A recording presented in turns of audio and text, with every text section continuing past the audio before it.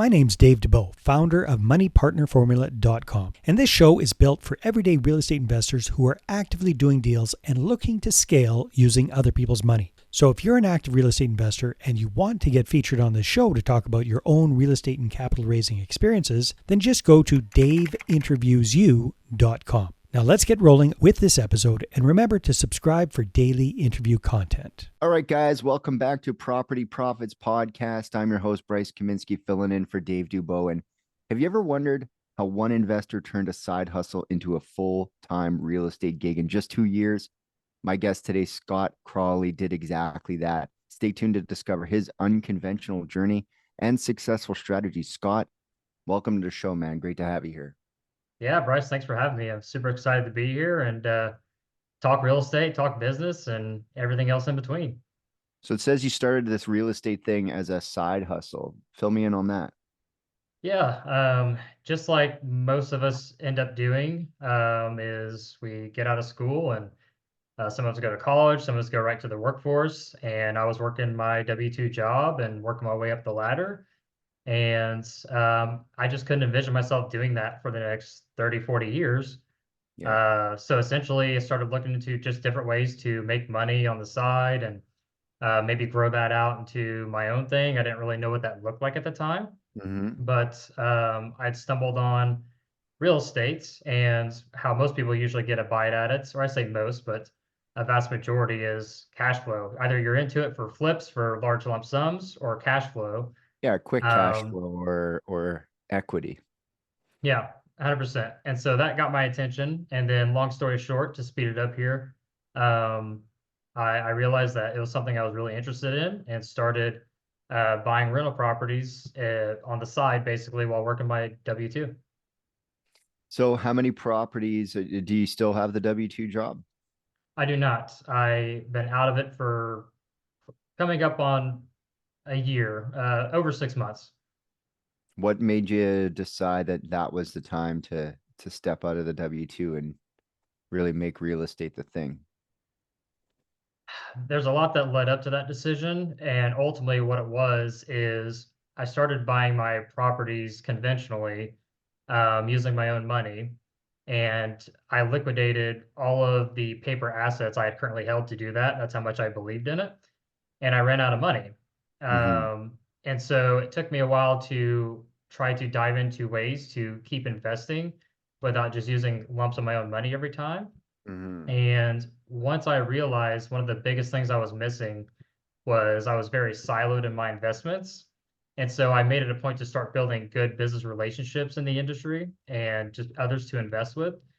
And ultimately, once I started getting that ship rolling and had a lot of good business partners and relationships to do deals with, I was so busy that the opportunity cost of going to work, quite honestly, was too high at that point.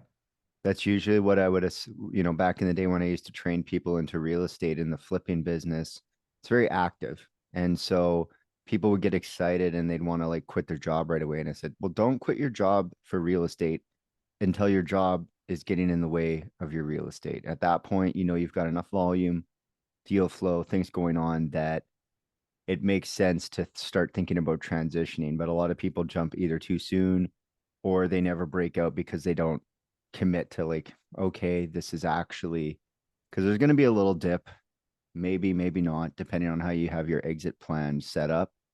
But yeah, as soon as real estate gets as soon as your W-2 is starting to affect your ability to do your real estate business, in the long term, even in the short term, you're probably going to be more profitable in real estate than in some. I mean, I talked to a doctor yesterday. That's kind of like a hard job to quit. He's not making 50, 60K a year. He's doing okay. I'm like, how did you get all those properties? Like, I bought them with cash. I saved it for 20 years. I saved 20 years worth of cash up and then I bought these properties. So when you're looking at your strategy these days, what do you like most about it? Honestly, what I love most about it is every single deal I do, almost with the exception of maybe like 3%, I'm doing it with someone else, first of all. So something I didn't realize was how much I love to collaborate and do joint ventures and just do anything with anyone else and share the passion. But But the best thing about my model now compared to how I started is using private money partners to basically do these buy and holds with. I'm a buy and hold investor. It's what I love. It's what I know. Mm-hmm. And I like to think I'm really good at it. I really hone in on underwriting. It's my most favorite thing in the whole wide universe. And so essentially, I get to keep buying deals, but not only am I not using my own money, but I'm actually giving someone a perk of the type of people that I'm doing these deals with that are bringing the money. They have W-2s, they're busy, and like you said, maybe it's a doctor, and it's kind of hard to just cut it and walk away Mm-hmm. from something like that, right? So they just want a good return on their investment. They want equity or whatever their specific need is, and then I can do all the legwork and the frontline work to make the pairing happen, and everybody wins. So that's honestly what I love most about what I'm doing nowadays and what's changed my life, quite honestly. It's a win Mm-hmm. for everybody, and those are the best deals that you can do. Which is raising capital. 100%. Yeah. It's the whole, would you rather have a whole grape or half a watermelon? I'll take half a watermelon. So when you Yeah. look at it, what maybe isn't so great about how things have been going? Uh, Probably, I would say not so great about how things have been going per se, but I guess just one nugget that is hard for someone that's trying to either get into the industry or um, just doesn't know quite how to start and they want to buy properties or whatnot is it's when you're doing it correctly, it's very hard to make every single thing you look at pencil. You're going Mm-hmm. to go through a ton of, I don't even want to call them deals. You're going to go through a ton of prospects, Underwriting. Yeah. underwriting, yeah, leads, and you're going to go through a bunch of those before you get to one maybe, and then you're going to have X amount of maybes until you get, okay, this is going under contract. Mm-hmm. So I would just say, while it's great to absorb information and learn, there's a lot of glamour out there that says, oh, passive cash flow, and you can, just blah, blah, blah. There's a lot more to it. And if you're doing it right, it will take a lot of work to get it done. When you're the one sourcing and underwriting and locking up the deal, when you're the partner that's trying to bring the funding, it's Mm-hmm. just a matter of, hey, like this is my criteria, this is what I want, and someone like me goes and finds it and puts in the legwork and brings an actual good deal to that person. So that's probably the biggest thing that I would uh, just advise people on Hopefully it's a is, good deal. Yeah. Hopefully they yeah, think they believe and think that the same as you, right? correct. And that just comes down to the relationship, though. Like it's all about the network. Everybody has a different need and want and desire. Not everybody cares about the same metrics. We all have Yeah. our quirks, right? There's a million metrics in real estate. So it's not always just going to be as simple as give me a double digit cash on cash. There's a lot of other things that can go into that. Yeah, as a wholesaler myself, one thing that I train people to really break their mindset on is like just because you don't think it's a deal doesn't mean that somebody else won't think it's a deal. Like if you got a discount, it might not work for you, but never pretend to know how they're financing it, what they're going to do with it, what makes them happy. All you can do is present the facts, the price, the deposit, the possession, the terms. And if they like the deal, then they can have it. And if they don't, let it walk. But to get into your own head and maybe in your example would be like, oh, I'm not going to pitch this investor because I don't think he's going to think it's a good deal.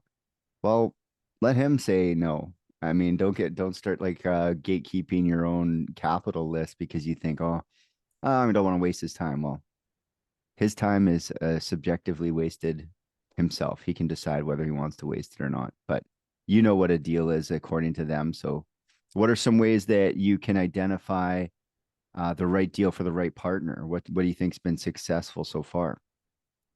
So probably the first big step towards working towards an actual deal, at least from what I've found in the last 6 months, is creative deals. There's a million things I could define a creative deal, but instead of everything being done institutionally or just through different traditional lending sources, doing things with seller finance, subject Mm-hmm. to. And then with exit strategies too, I'm a buy and hold guy, so I like long-term rentals, but we'll do lease options and other various things. So that's the first step because usually that's the biggest thing that can lead to a really good deal is creating the deal quite literally. Good deals aren't found, they're Mm-hmm. created most of the time, and I'd Yeah. argue to say the majority, if not all the time. Yeah. So that's the first big trigger. And then from there, it's how well do you structure it with what end in mind? And then that's essentially who you're going to bring it to. So it's really done through a creative model. And that's how Mm-hmm. you kind of tailor it to the type of people within your network and those that you've essentially built some sort of relationship with to where you know where this is going to end up more times than not to tailor it to that person and their model. Mm-hmm. So what are you doing these days to raise money from your existing contacts? Uh, Honestly, it's as straightforward as once an actual deal arises and it's constructed, it's having the conversation while that's going on. So you're almost partnering in the structuring of the actual deal to make sure it's going to work. And then in the meantime, it's just focusing on the network. Honestly, the biggest thing that you could do to really hinder yourself is not network and meet other people and learn what they're doing. Mm-hmm. So for me, it's as simple as maintaining those relationships and building new ones while also doing what I'm already doing every day on the side and my partners because I got a lot of great partners that also help me with this as well, because you need more than just you to do good deals. And so once that team's built and that system's very well oiled, to say the least, Mm-hmm. it's automatic. Yeah. Especially when they're already bought in, you just have to make that connection and maintain it. Now, tell me, what are you doing to expand beyond your current network of prospective investors? What are you doing to get new people?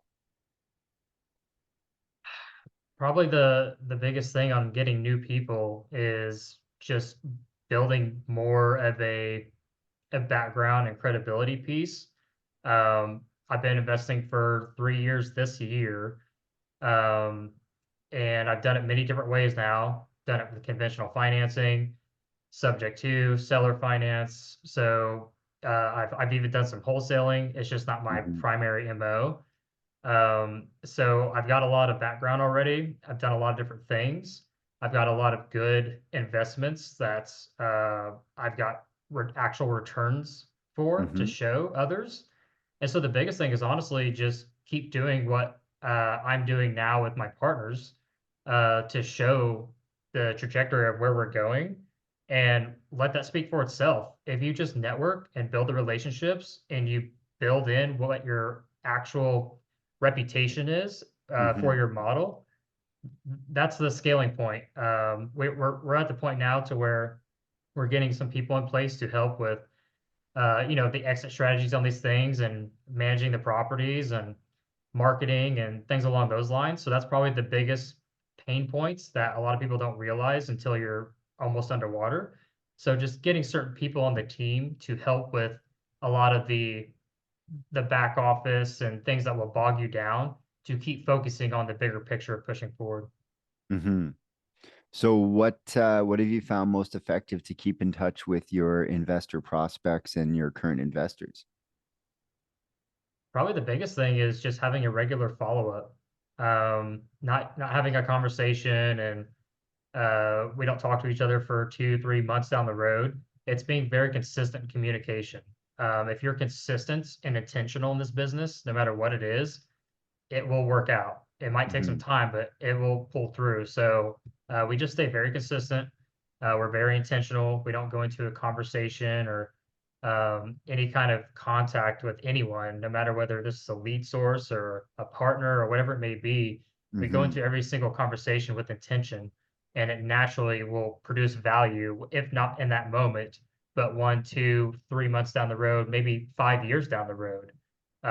So yeah, consistency and very intentional is two methods of success that I've had and we've had with other partners. I like that. What was the word you used? Um, Meticulous. What was the word you just used? Sorry, I'm blanking on it. Consistent or And intentionality, being intentional. Yeah, intentional. intentional transparency and staying up to date and like letting people know without having to like get on the phone and stuff, just like setting up those metrics and staying in those metrics, because there's a lot of like fly by the seat of your pants type business in this business. So if you can do better than that, it's going to be effective. Now, are you a find the deal and then the money person, or do you prefer to have your capital lined up and go looking for deals?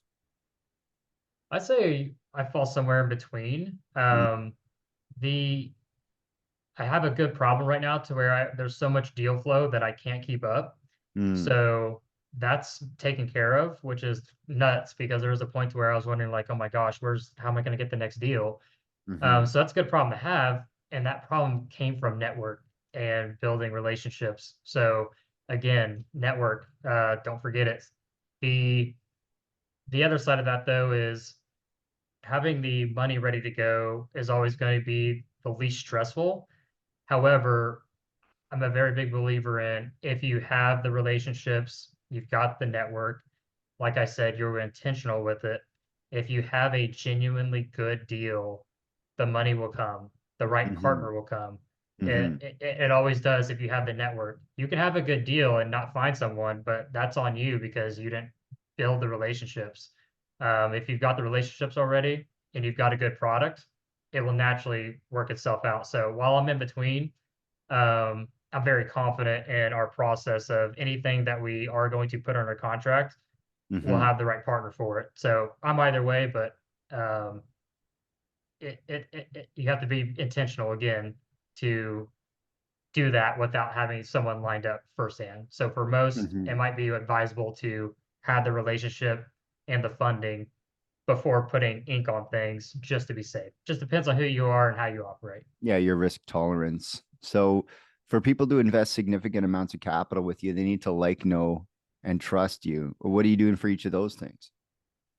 Honestly, being myself, that might sound too simple or not very sexy or whatnot, but like it's very true, right? I was just talking to someone yesterday that was looking to really expand into the business. They had bought a couple properties and they were asking me about creative finance and all these things that were new to them.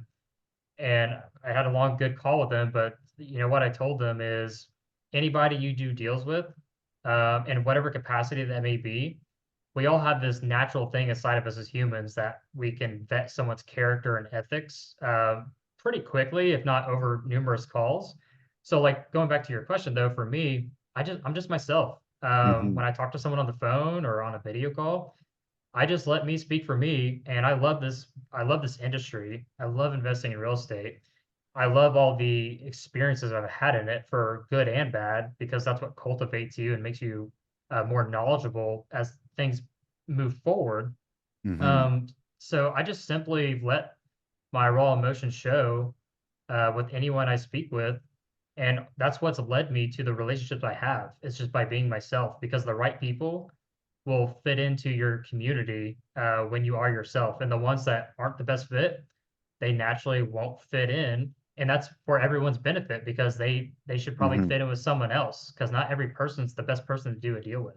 So Yeah, yeah, they just self-select character. out. Yeah. Hmm. So if people want to find out more and connect with you, what should they do? Uh, Instagram's probably the easiest way. Mm-hmm. My Instagram handle is at CROWEMD48. Awesome. Awesome. Well, I really appreciate you stopping by and really letting people know that capital and raising capital is the scaling point and how well it's done for you, allowed you to get out of the W-2. So I really appreciate you coming in and, displaying your perspective for people so they can start to dream a little bit themselves. Yeah, Bryce, I appreciate you having me. This was super fun and really appreciate you having me on the show. Yeah, no problem. And until next time, guys, we'll catch you on the next episode. Hey there, I really hope you enjoyed that episode. And as always, if you want to listen to more daily interview content, make sure you subscribe. And if you're an active real estate investor and you're doing deals and you'd like to get featured on this show, then just head over to daveinterviewsyou.com. Now at moneypartnerformula.com, we help real estate investors to create a process for predictably getting capital so they can do more deals without relying on hard money lenders or the banks. We do this by building them a private capital marketing system. Now, if you want help turning yourself into a big money capital attraction machine, then book a call with our team to see how we can help. Just visit moneypartnerformula.com to find out more. All right, take care, and we'll see you on the next interview.